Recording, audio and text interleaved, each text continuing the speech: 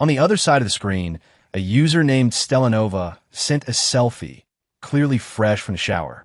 A plush robe was slung loosely over her shoulders, and a single drop of water clung to the hollow of her collarbone. "Babe, what do you think? Like the new robe?" My fingers flew across the keyboard. "I love it. Babe, you look incredible."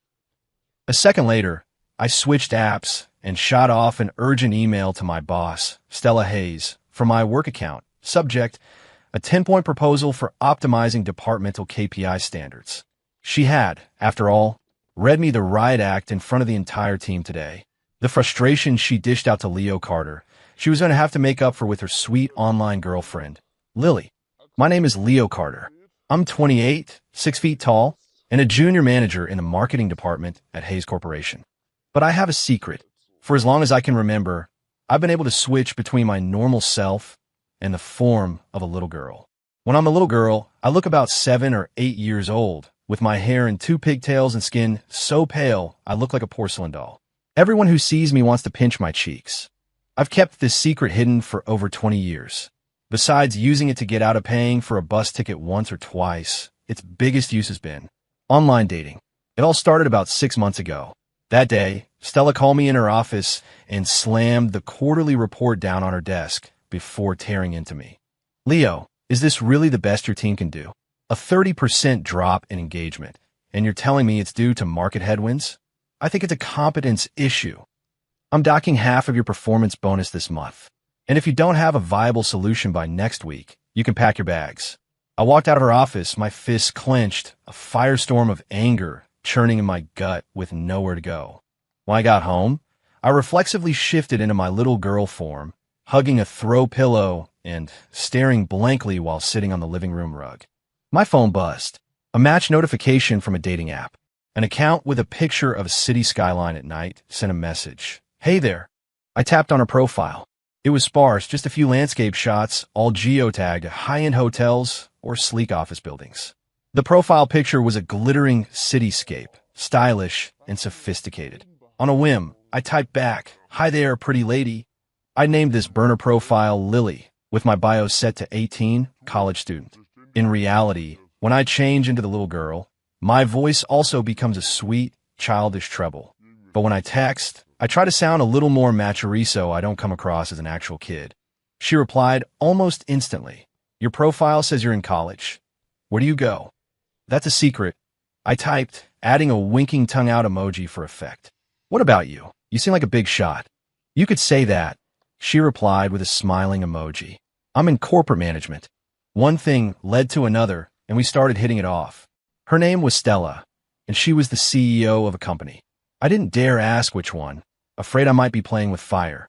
We talked about everything from our hobbies and dreams to poetry and late-night topics. Once, when we were talking about past relationships, she told me she'd never really been in one. She was too busy and had never met the right person. I told her I'd never been in a serious relationship either, then added, "But I've always wanted to try, especially with someone like you." The second I hit send, I regretted it. It felt way too forward. To my surprise, she wrote back, "Well, want to give it a try." And just like that, I, in the guise of a little girl named Lily, started an online relationship with my own boss. We'd text late into the night, every night, sharing details about our lives. She would tell me about her frustrations at work, complaining about difficult clients and insubordinate employees.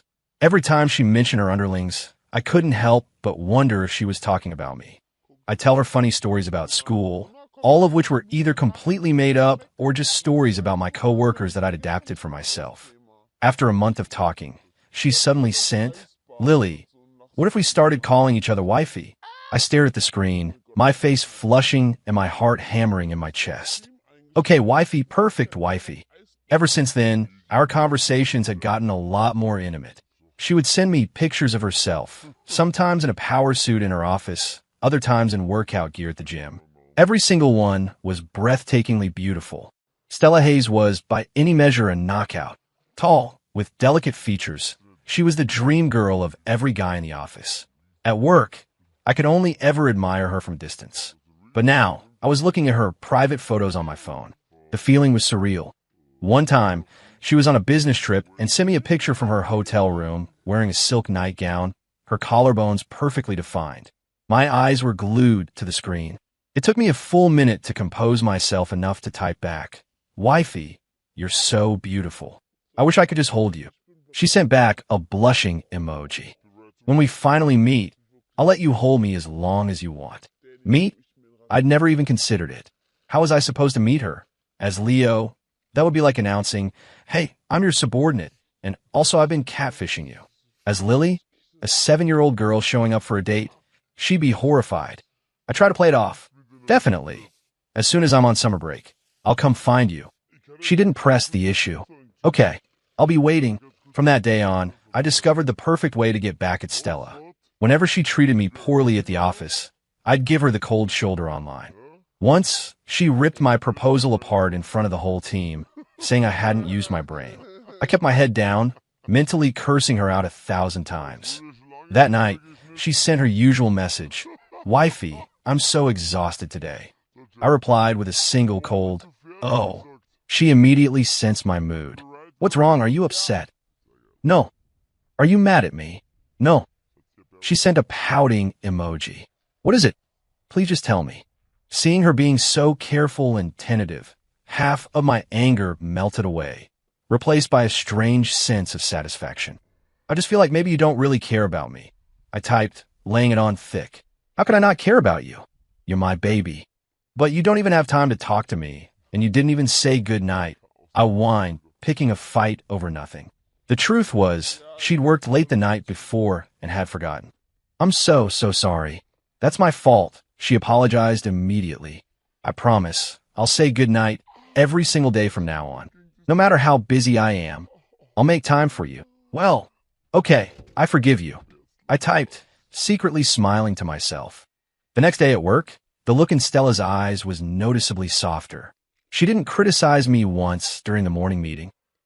This trick was a goldmine. Emboldened, I started pushing it further. She asked me to work on a weekend, so I told her Lily was sick and made her coax me for half an hour. She docked my performance bonus, so I whined about wanting snacks. She immediately ordered a delivery from a dessert place on DoorDash. I just had the address set to the convenience store near my apartment and went to pick it up myself. The stricter she was with me at work, the more demanding I became online. One time, after a major project hit a snag, she called me into her office and chewed me out for over half an hour, threatening to put a formal reprimand on my record. That night, she messaged me, "Wifey, that project today was a disaster. I'm in a terrible mood." I shot back, "Don't call me wifey. I'm not your wifey." She panicked, sending a flood of messages. "Babe, what's wrong? Did I do something wrong? Please don't ignore me. I know I messed up. Please forgive me." I just left her on read. She started calling me. I declined the call, then turned my phone off. The next morning, I turned it back on to a barrage of missed calls and notifications, including several voice messages. I clicked on one. Her voice was thick with tears. "Lily, what's going on? Do you not want to be with me anymore? Just tell me. I can change, I promise." My heart clenched. I never heard Stella Hayes cry. At the office, she was always the unshakable, composed, decisive leader. I never imagined she would cry over Lily. A wave of guilt washed over me. I'd gone too far. I quickly typed a reply. "I'm so sorry, babe. I was in a bad mood yesterday. I didn't mean to ignore you." She replied instantly, "Really? You're not lying?" "No, of course not. I got into a fight with a friend from school, and I was just upset. That's all." I lied. "Okay, then please don't be angry anymore. I was so worried about you." "I'm not. And babe, you shouldn't be sad either. It's just a project. You can always fix it." "Yeah, just hearing you say that is enough." After that, I didn't dare give her the silent treatment for too long. I learned to pull back, but that didn't stop me from continuing my revenge as Lily. She made me revise a proposal until midnight, so I told her I couldn't sleep and made her tell me a bedtime story. She shot down my idea in a meeting, so I told her I was craving the most expensive milkshake from that trendy downtown spot and made her order it for me. The better she treated Lily, the more arrogant I became at the office. My colleagues started to notice, whispering about how unusually lenient Stella had become with me. Only I knew it was a privilege I had earned with my other identity. Our online romance grew sweeter. We even started video chatting. Of course, I never show my face. I'd either keep the camera angled above my shoulders or hide behind a stuffed animal. She, on the other hand, was completely open, often talking to me from her office or her home.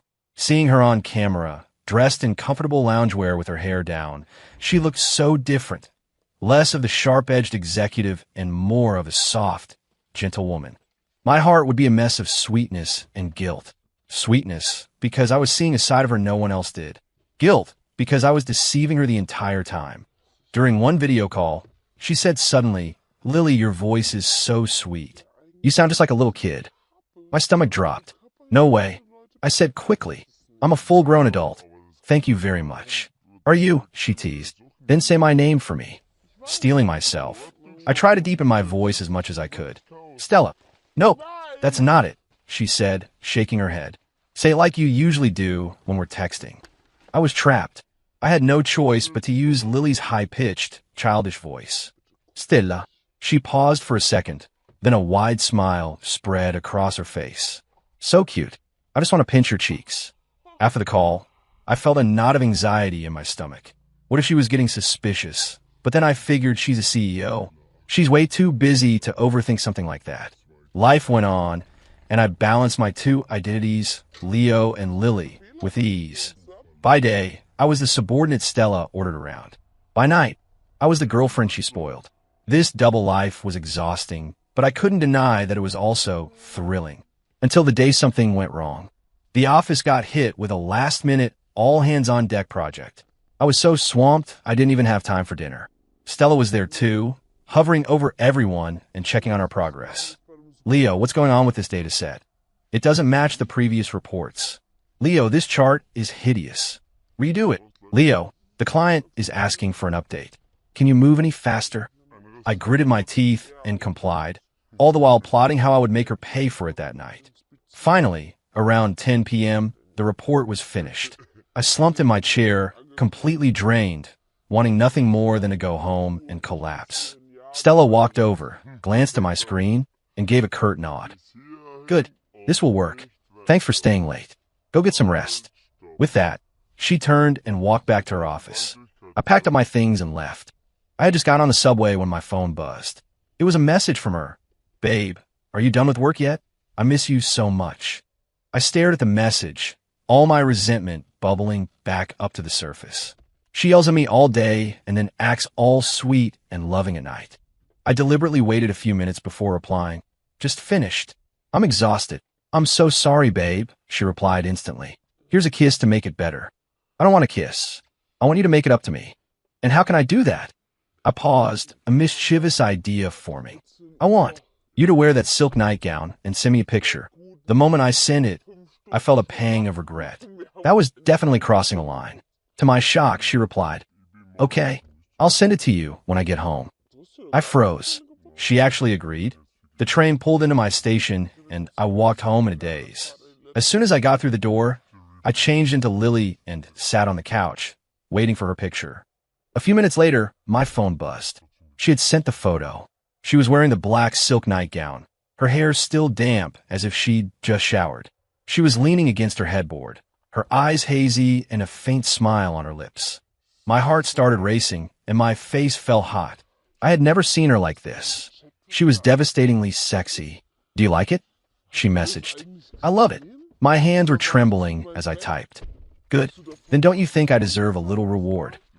"A reward? What kind of reward?" "Send me a picture of you. I've never even seen my own girlfriend." My stomach lurched. There it was. What was I going to do? Send a picture of Lily? She'd definitely get suspicious. Send a picture of Leo? That was a direct confession. I agonized over it for a few minutes before typing back. "I can't. I'm not very photogenic. I don't want to scare you away." "Don't be silly. I'm sure you're the most beautiful girl in the world." "No, really? Let's just wait until we meet in person, okay?" "All right," she replied, sounding a little disappointed. "Well, you should get some sleep. You have classes tomorrow." "Okay. Good night, wifey." "Good night, my love." I put my phone down, breathing a sigh of relief. But the anxiety didn't go away. It was getting stronger. She had to be suspicious. Why else would she suddenly ask for a photo?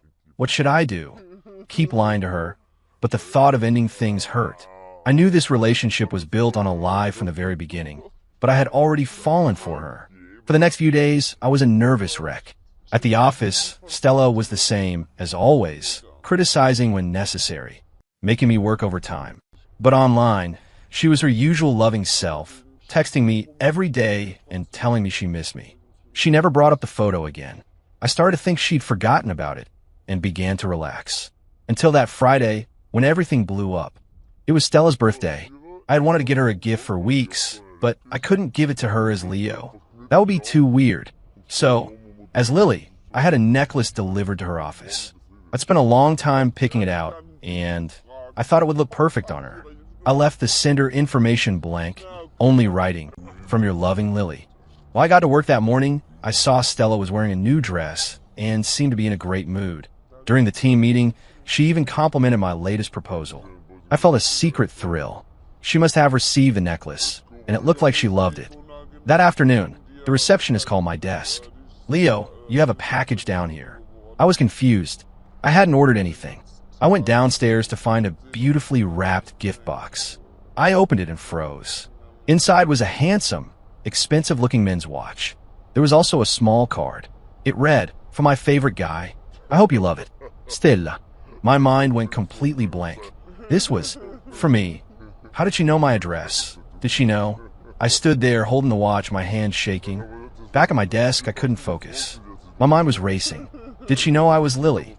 If she did, why wouldn't she just confront me? Why send a gift? When I got home that night, I hesitated for a long time before finally opening the app. She had already sent a message. "Babe, did you get my gift?" I took a deep breath and typed back. "I did. Thank you, Wifey. Do you like it? I love it. It's amazing." "Good," she sent with a smiling emoji. "Because I know it's you." Reading that sentence, my heart plummeted into my stomach. It was over. I fumbled with my phone. What? What do you know?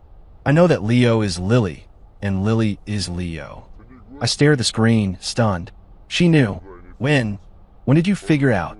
"I've had my suspicions for a while now," she wrote. "The way you text, some of your habits. They're a lot like Leo's." "Then why? Why did I send you a gift and keep talking to you?"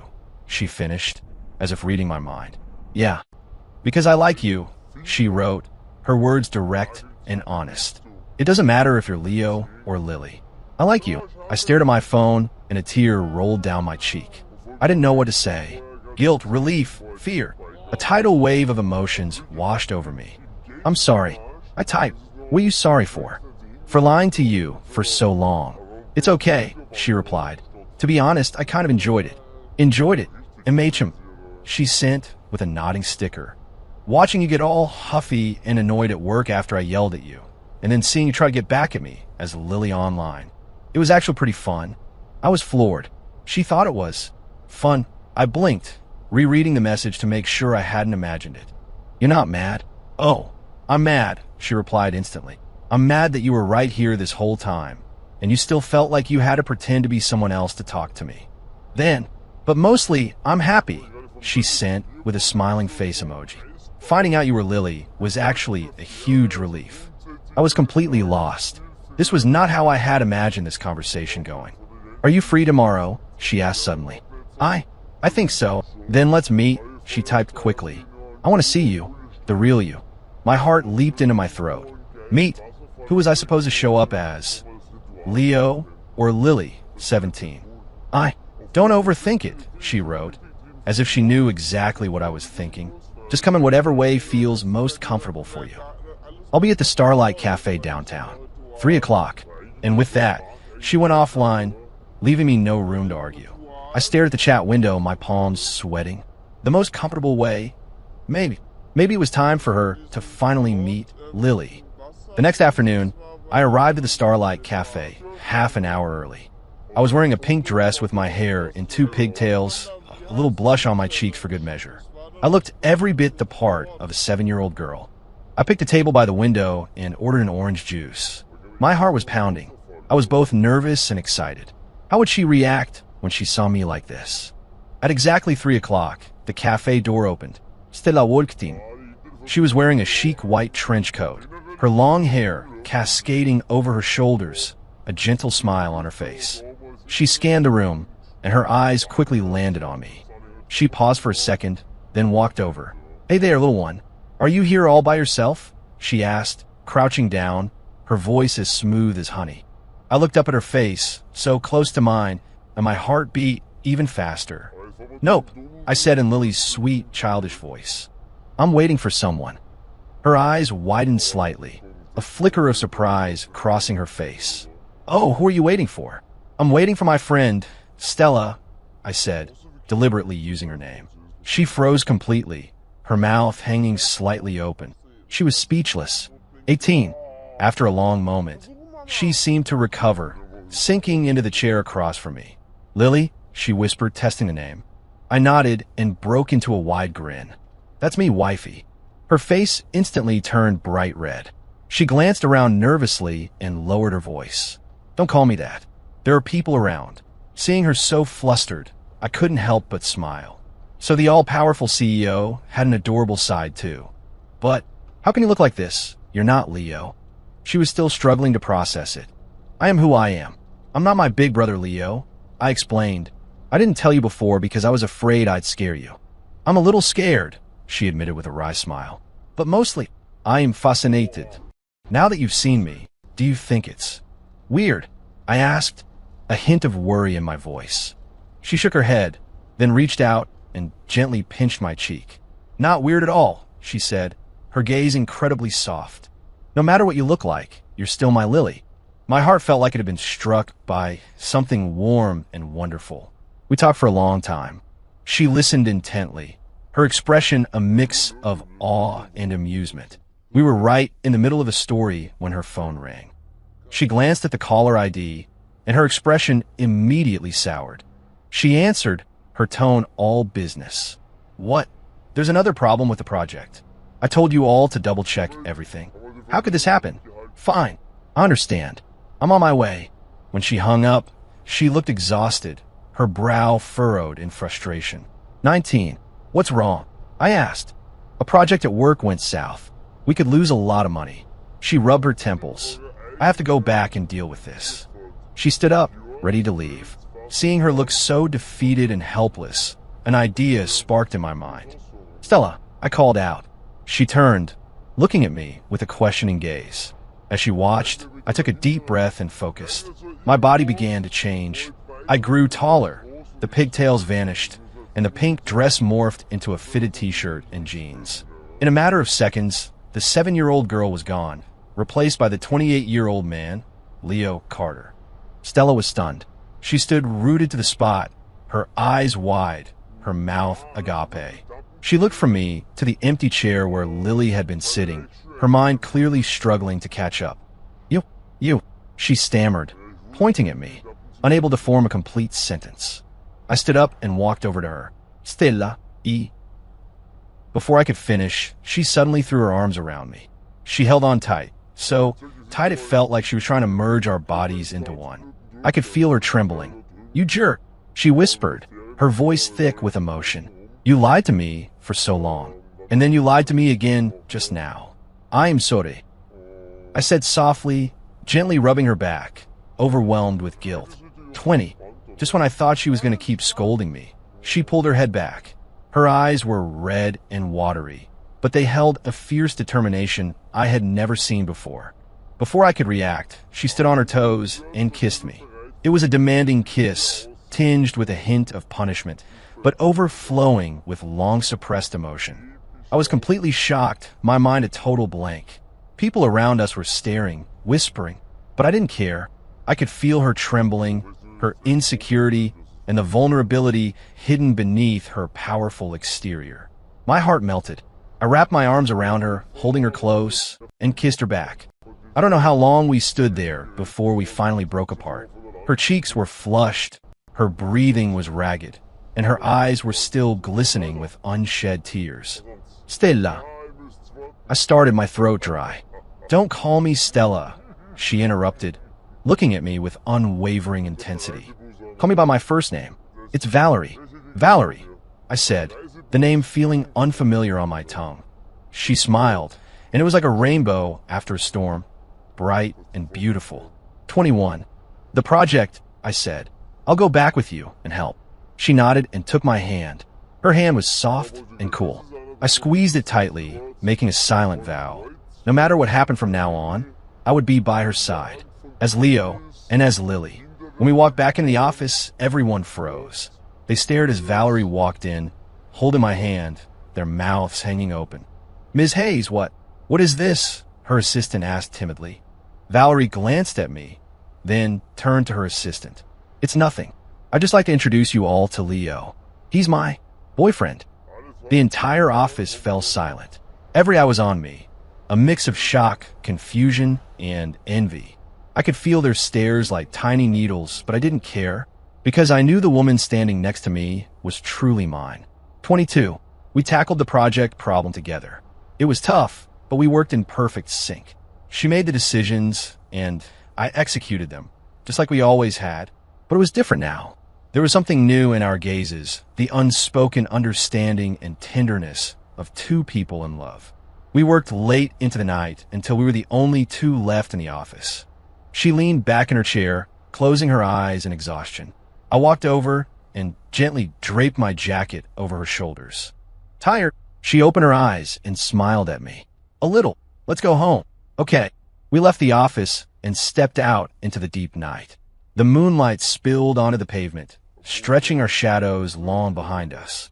We walked hand in hand in a comfortable silence, the atmosphere warm and peaceful.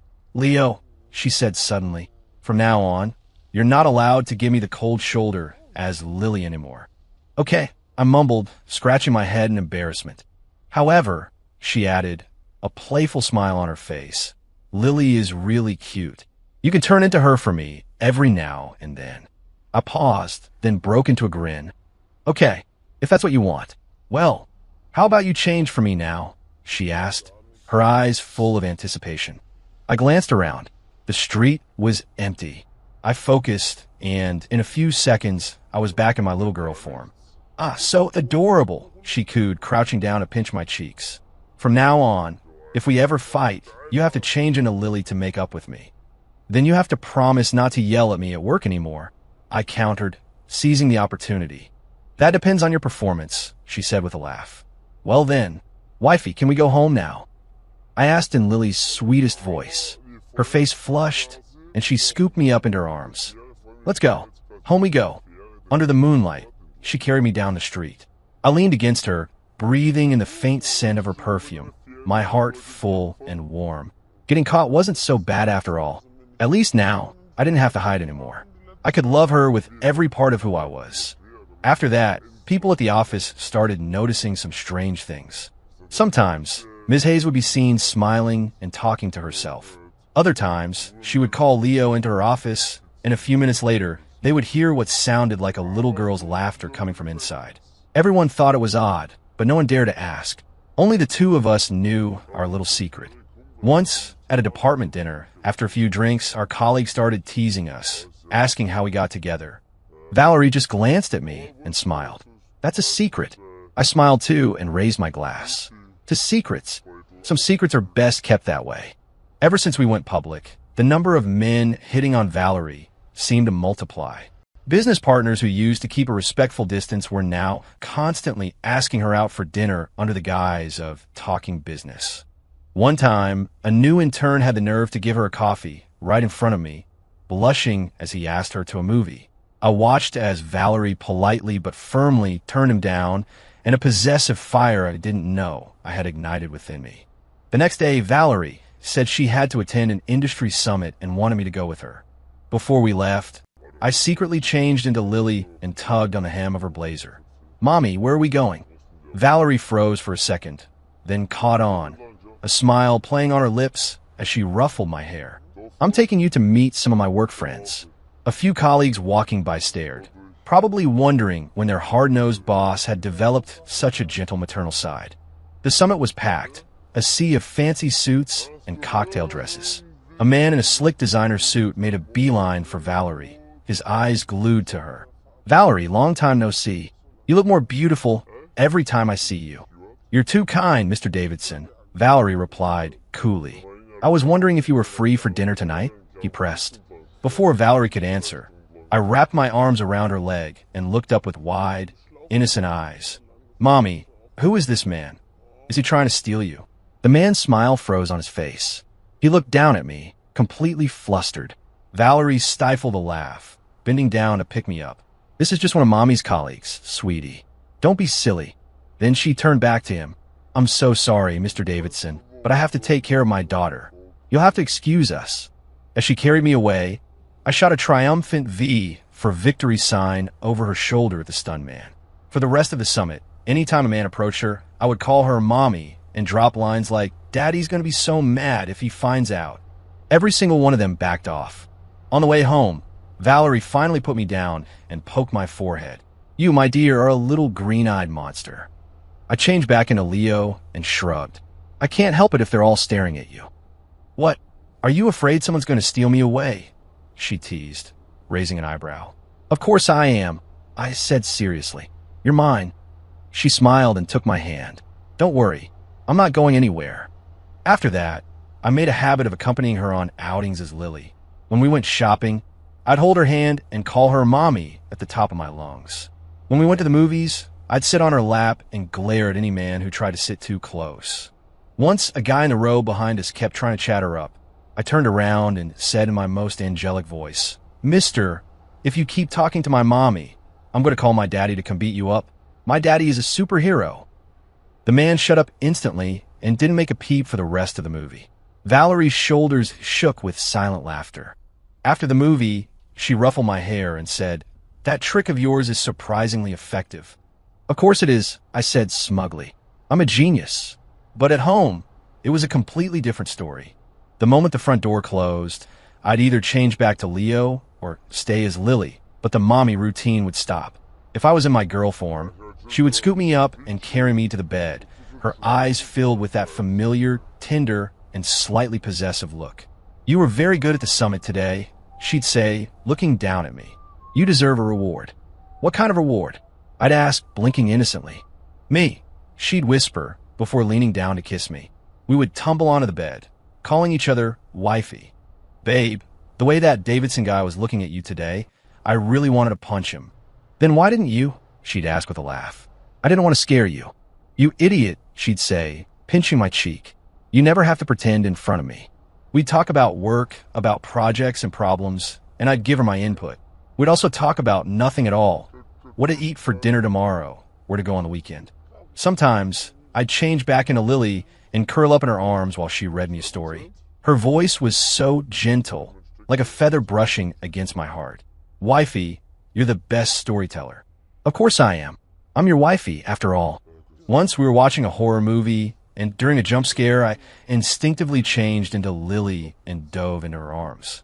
Babe, I'm scared. She just laughed and patted my back. Don't worry, I've got you. After the movie ended, I refused to leave her embrace. Wifey, can you hold me while I sleep? Of course. She carried me to bed and hummed a soft lullaby. I snuggled against her, taking in her scent, listening to the steady beat of her heart, and quickly fell asleep. I woke up in the middle of the night and realized I had changed back into Leo. Valerie was still holding me, fast asleep. I carefully shifted my position to make her more comfortable, then leaned over and gently kissed her forehead. Good night, my love. Life continued, peaceful and happy. We fought like any other couple, but our arguments always ended with either me changing into Lily to apologize or her giving it first. We worked side by side at the office like any other colleagues, conquering one project after another. The people at work gradually got used to our dynamic. They still thought it was a little strange, but the gossip died down. One day, Valerie suddenly announced she wanted to take me home to meet her parents. I was so shocked, I almost dropped the stack of files I was holding. Meet your parents? Of course, she said, as if it were the most natural thing in the world. We've been together for a while now. It's time they met you. But what about me? I worried they wouldn't be able to accept my special ability. Don't worry, she said, squeezing my hand. My parents aren't old-fashioned. They'll love you. Besides, she added with a smile, they might really get a kick out of meeting Lily. I looked into her confident eyes and nodded. Okay, I'll go. On the day we went to her parents' house, I was so nervous my palms were sweating. Valerie's parents were warm and welcoming, treating me with nothing but kindness. During dinner, her mother suddenly asked, "So, Leo, do you have any siblings?" I froze, about to answer, when Valerie jumped in. "Mom, he's an only child, but he has the cutest little niece named Lily. We'll have to bring her over to meet you guys sometime." I looked at her, my heart swelling with gratitude. She always knew. She knew I wasn't ready. After dinner, Valerie's father invited me into his study. He didn't ask about my family background or my salary. He just told me that I had to treat Valerie right and never let her get hurt. I nodded solemnly. "Sir, you have my word. I will always take care of her." Leaving her parents' house, I let out a huge sigh of relief. "See? I told you they'd like you," Valerie said with a smile. "Yeah," I said, looking at her. "Thank you, Valerie." "For what?" "For understanding me. For accepting me." She smiled and stood on her toes to kiss my lips. "Silly. We're family now." In that moment, I felt like the luckiest man in the world. That night, back at our apartment, Valerie carried the little girl version of me to bed, just like she always did. "You did very well today," she said, her eyes sparkling. "You deserve a reward." "What kind of reward?" I asked with a smile. She didn't answer with words. She simply leaned in closer and kissed me. This kiss was different from all the others. It was gentle and lingering, filled with a deep, profound love. I wrapped my arms around her neck, kissing her back with everything I had. The moonlight streamed through the curtains, illuminating the room in a soft, ethereal glow. I knew that no matter what challenges the future held, as long as I had her by my side, I would be fearless. We were each other's anchor, each other's one and only. This kiss was a promise, not just of our love, but of our future,